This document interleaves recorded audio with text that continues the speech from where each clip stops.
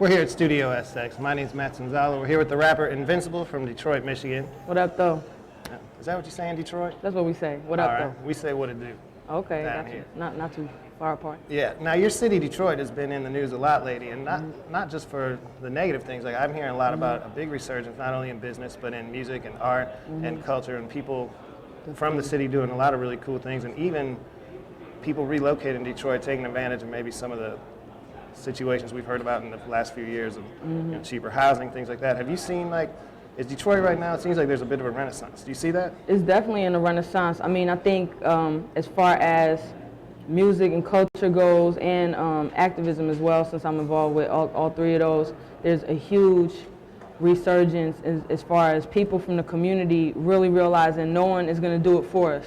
There's not going to be a Motown coming to sign everybody. There's not going to be, you know, Ford coming back and rehiring everybody. There's not going to be a situation where the government, you know, uncorrupts itself and fixes everything. We have to do it for ourselves. So a lot of people take all those crises that we're in, because we do have, you know, a lot of worst of lists, and, you know, make them into the best possible opportunities for innovative, sustainable, creative solutions. And there's, for me, a sense that people in Detroit are all artists, in the sense that even if they can't sing or draw, they still have to be creative problem solvers about the situations we face. And so that's why the artist community, the music community, is so important to that change we're making, the transformation the city is making on a large scale, to have the art element always be side by side as, you know, the city itself is transforming for the better.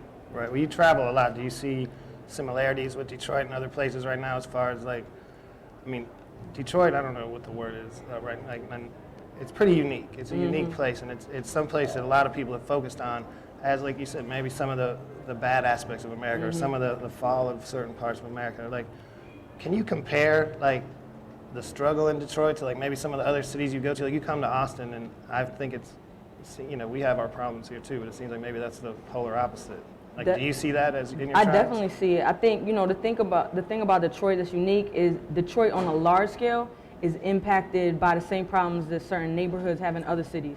And so there's always a connection with those neighborhoods in other cities, you know, whether it be Austin, you know, that has, you know, the blooming downtown, but then it still has the east side where people are kind of left in the dust, or that area might be getting gentrified like certain parts of Detroit. And so, I mean, just to make a direct connection with the Austin piece, like, I did a documentary called Locust, with my boy Finale and House Shoes, produced the beat that was about gentrification, displacement, unsustainable development in Detroit.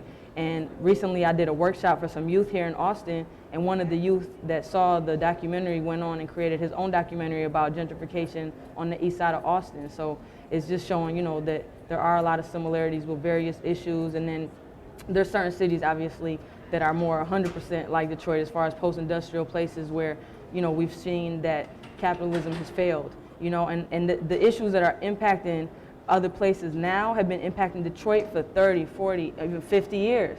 So, you know, the housing crisis and the crisis with, you know, situations of unemployment and things of that nature, things that go hand in hand with that, have really struck Detroit for a longer period of time. So we've had a longer period of time to come up with alternatives and community responses to it. And I think that a lot of other cities have, you know, to learn from those models, as well as share the models they've come up with in their communities.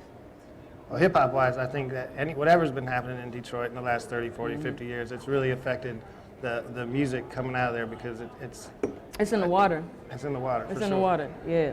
Like, the hip hop community has set precedents internationally. You know, like, we've had at least 3 major Detroit hip hop powerhouses, you know, pillars of our community pass in recent years, between Jay Dilla, who set international precedents with his production, and, you know, Proof from D12, who, you know, was a big influence on Eminem, really was Eminem's kind of mentor. And then Batin from Slum Village, who was also with Jay Dilla. I mean, they all really created their own styles and a unique approach to hip hop as an art form that a lot of other people took their cue from, internationally and locally in our community. And for us in Detroit, it's just been like a torch passing, you know, because as they passed and we realized so many people around the world didn't really understand the greatness that they possessed as artists and the talent that they had. We felt like it was time to wake people up and slap them out of their slumber and really show that Detroit as a community can unite, not fight over crumbs any longer, not be, caught up in, we don't have enough opportunities here, so let's leave, but actually create our own community opportunities at home, whether it be people starting their own businesses and their own labels, or whether it be, people creating shows with one another. And that's what this event that we're doing here at South by is all about, Detroit by Southwest or Sxsw. Like, the whole point of the show is to bring that sense of cooperation and unity, because that's going to really uplift our music scene, hip hop particularly, from just being a crabs in a barrel type of situation to being that worldwide phenomenon that we should be, considering the type of artists that we have, and it's endless. Like, I was only able to get a dozen artists, and I kept trying to be like, can I have one more? Can I have one more? Because we could have had 50 more, at least, that are on a South by Southwest caliber of artists. Yeah, for sure. Tell us a little about who was on those showcases. I know you came to South by Southwest to officially put together the Detroit night as well, DX by SW, and the Women in Hip Hop night, the Revival night. Both nights are going to be happening at the Victory Grill on East 12th Street. East 11th Street, sorry. I should know these things, I suppose. East 11th Street, and that's one of our legendary venues. I mean, historically, everyone's performed there, and it's really great to see you guys down there. Who can we expect to see Thursday night for Detroit and Friday night for the women's event? So Thursday night for Detroit by Southwest, we have Slum Village headlining. It's going to be their first time down here performing at the festival, and they're about to release an album. Right now, it's the remaining members is T3 and Elzai, both incredible, legendary artists internationally. And then the other headliner is going to be Black Milk, performing along with Ab and Daru, who are really dope live musicians. And he's getting released a new album as well, Album of the Year. So both of them definitely central to it. And then there's Finale, myself, Monica Blair, Miss Corona, Rose Spit, the list goes on and on for that show. And then on Friday night, we have the Revival.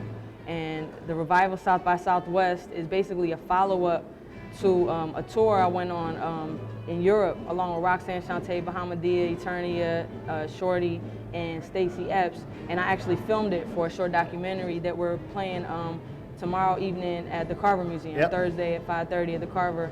And we're going to be filming Revival South by Southwest to show, that this isn't a one-time event. Like, the women's hip-hop movement is continuously growing, expanding, whether people see it on the mainstream or whether Nicki Minaj is the only female MC they've ever heard of. They're going to know very soon that we're a force to be reckoned with.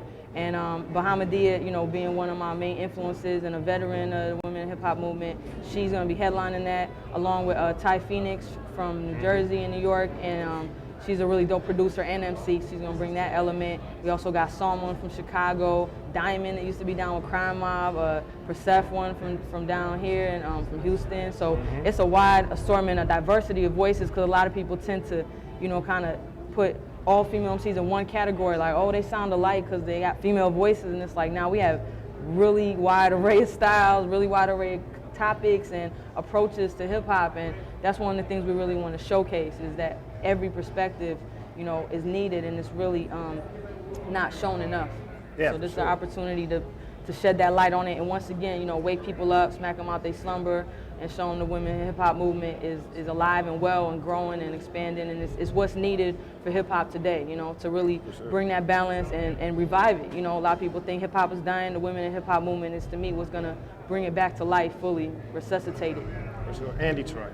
And Detroit as well, Detroit is bringing that fresh energy, and I think we have that unique approach to stuff, and because we haven't had opportunities for years, we all have that boot camp type mentality, that training camp mentality, where we've all been in the trenches for years, in the open mics, in the studio, and now it's time for the world to hear everything we've come up with. Right. Well, I think we're going to wrap it up here in just a minute, but I want you to give the people the information on how they can hear more from you. I know I love your website, Emergence Travel. Thank you. If you you. can give those addresses, they can see some of the videos, your documentaries you've made. And I'm sure on your give the website so people, if they're looking at this, they can get the information on the shows going down at South by Southwest. Definitely. So I got emergencemedia.org, and that's my main site for my independent label and media company I started. And then I have emergencetravel.net, which is like an online media art installation. I got several videos that I did along with my homeboy Ika the Olive Tone, that's actually filming right now. And then And then we have also the Revival documentary is going to be shown tomorrow, but it's also on emergencemedia.org. If people go check that out, they can see the first installment. Yep. And then if they come through the show Friday, they can be filmed for the second installment. Exactly, already. Well, thank you so much for Thank coming you. out. Appreciate Invincible.